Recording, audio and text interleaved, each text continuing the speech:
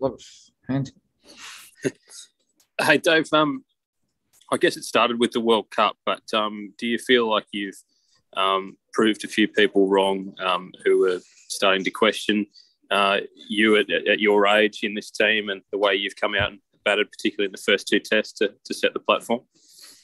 Oh, look, I think James Anderson sets the benchmark for older guys these days. So, we look up to him getting on in our days. But for me, it's about going out there, as you know, Ben, just to keep performing to the best of my ability and putting runs on the board. And the first two tests, I actually looked like a proper batsman. It's almost like I played my career the other way and had to knuckle down and respect the bowling and the line and the lengths that they're bowling. And obviously the 100 eluded me, but obviously started at the World Cup.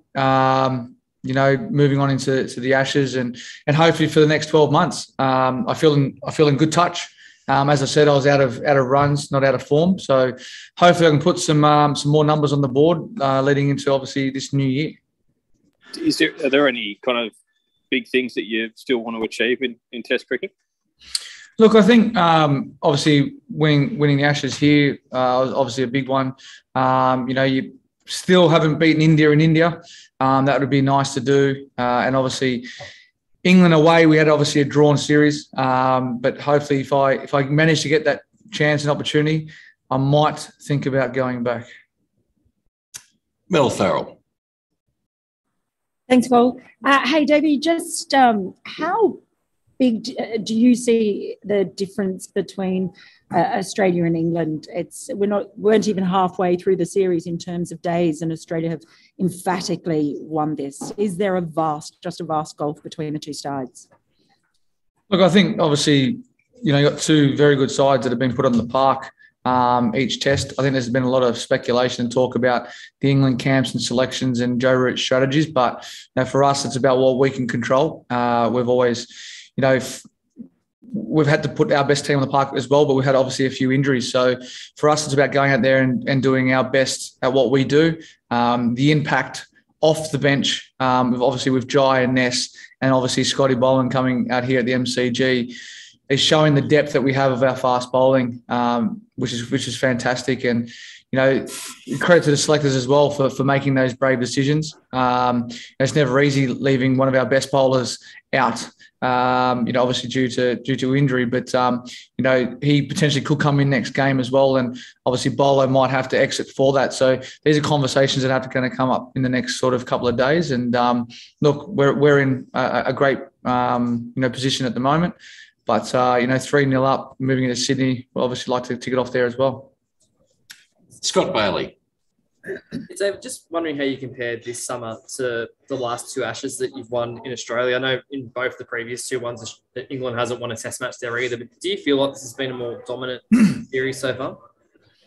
I think obviously the last one, Stokesy wasn't out here. They've obviously got a great team. I think I was looking at some stats yesterday about obviously their opening pair and Rudy coming in at certain times all the time as well. So, I think obviously we've had that issue sometimes in the past, but it's about them having to start well. And it's like us when we go to England, you have to start well, and if you don't start well in the series, you're up against it. And I think that's where last time we won the first test, it put us in a great position, and the confidence and your chest gets pumped out and you have that belief. So it's really crucial that you start well. And we've done that obviously most times here in Australia. And obviously starting off in Brisbane's always a great place for us to play. We've obviously had a great success there, and obviously being the first test of the summer, it's always a great one to start off. So, yeah, I just think it's about starting as well as you can. And mate, if I could go one more, sorry, just thinking about the way that you guys were able to win in England in 2019 and the amount of planning that went to winning in Ashes overseas,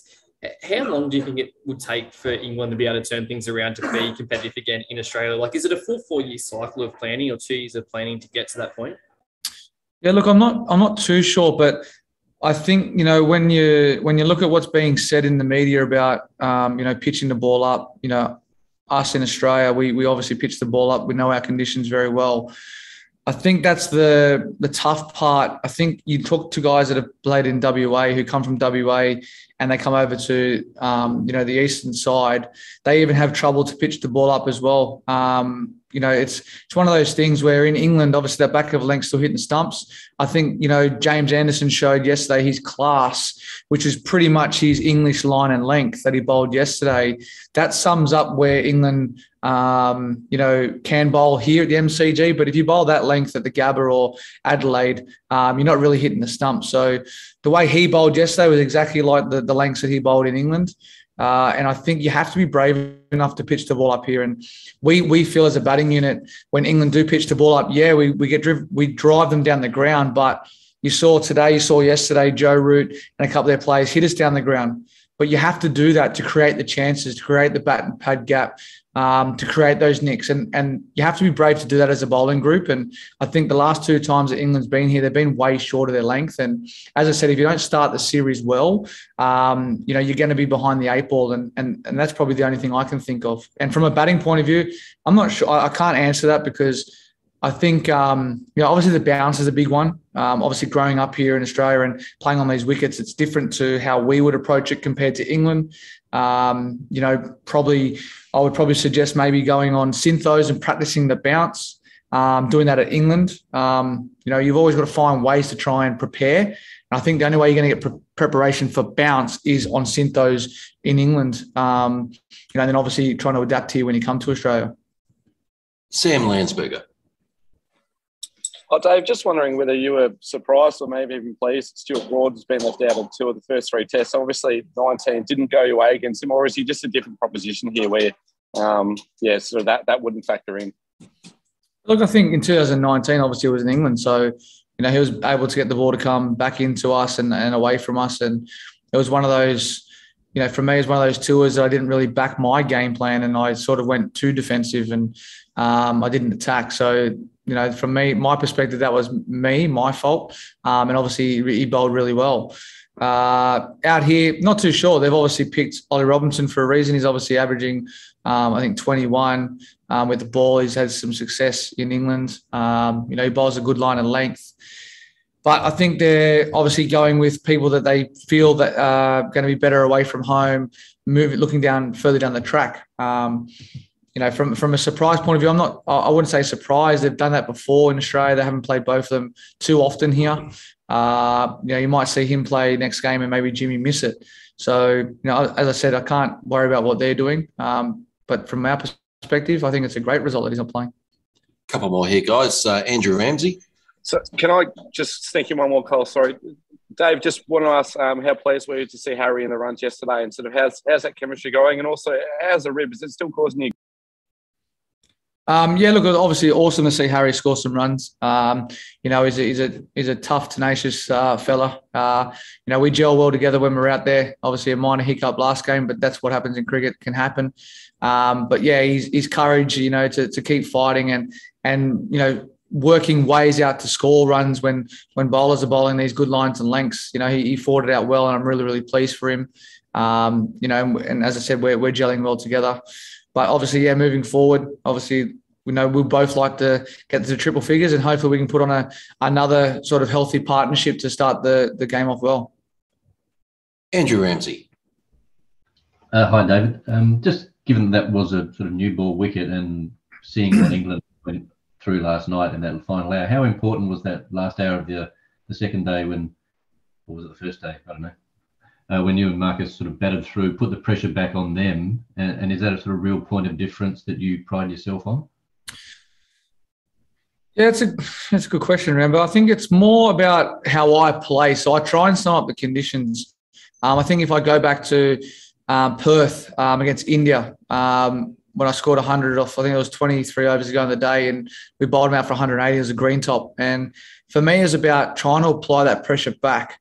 If I sit back and try and defend on those type of wickets, I'm probably going to nick off. And I felt that this wicket was one of those wickets that you couldn't really leave too much on length because there was that variation where Brisbane and Adelaide, you could leave on that line and length. So for me, it's about how can I score off that length? And for me, it's about obviously opening up the offside, with Woody bowling anything short of a length, I can cut and pull and creating those opportunities for myself to try and go after them. And that's how I tend to go about it. I think, MCG and SCG are quite similar in that sense. SCD doesn't sort of go up and down. It's quite traditional. If anything, it gets lower as the game gets on and slower. So obviously that will be another venue where, I'll probably have to go at the bowlers a little bit more as well. So, yeah, that's just something that we had to sum up when we went out there. And, it all happened very fast today. Two more here, guys. Andrew Wu, and then we'll finish off with Alex Malcolm. Woo burger. G'day, Dave. Well done. Hey, wanted to ask you about, I suppose, where you see the current team at the moment. You've played for a long time, played some really good teams, some not so good. I mean, where do you sort of rate this, and do you think this is a team that could be take you to number one? Yeah, look, we've got a very, very balanced team. I think, it's your great camaraderie in the team. Everyone's, you can see everyone's smiles on their faces, And I think, last year really hurt losing on home soil. And I think, when we got our full strength team together, we're quite unstoppable. I think you look at our fast bowling unit, it's been a long time, since we haven't really had, new guys come in and bowl as well as they have. But the guys that have come off the bench have had that impact straight away. And you look at Jai and Bolo taking fifers, back-to-back tests. And obviously Ness coming in for his first game, last game as well. We've got great stock, in reserve, and we're just enjoying our cricket. We're playing good cricket. As I said, we're gelling well together. We're putting good partnerships on together as a batting unit as well. We would like some big hundreds from our batting group. But match-winning partnerships are obviously a good one as well. So, looking forward to the next 12 months after the Ashes. We've obviously got 2 subcontinent away tours, which are going to be challenging. Obviously one in Pakistan and then obviously one in Sri Lanka. So those 2 will really show where we are as a team and our character.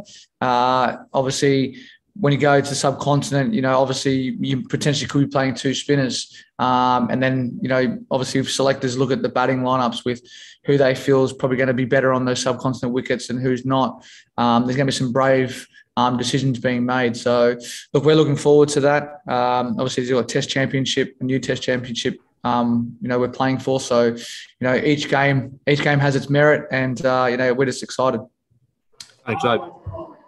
Last one here, guys. Alex Malcolm. Just a quick one, Dave. You've covered off quite a lot of really good insight on batting against the new ball. It has been tough facing the new ball for both sides on all 3 wickets, but you've mentioned there that they've played a little bit differently, each of them. What are the things you're talking to Harry about technically and tactically to adjust to each surface in test match conditions in Australia? I think it's about, for myself and Harry in particular, we both pretty much had the same game plan. I think if we're looking to score, our defence is very good. And that's when we get into great positions. We don't follow the ball.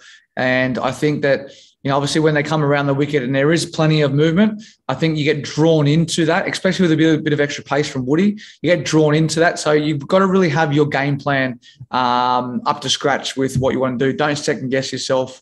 And I think that's where myself personally, I was in between. I was looking at the scoreboard with the time and whether or not to play a back foot punch or, try and leave it. So I was indecisive. And they're little key moments that can actually be a big hole in the overall game. We could have tried to, we could have maybe buried him if we got to the end of that day's play and come out the next day. But, the hindsight's a great thing. But when he's looking to score and I'm looking to score, I think our defence takes care of itself and, we'll be in and amongst the runs the next 2 tests. Thanks, guys. Thanks for all of that today. And we'll catch up with everybody in the next few days. And thanks to Dave Water. Thanks, everyone. Thanks, Dave. Thanks, Cole.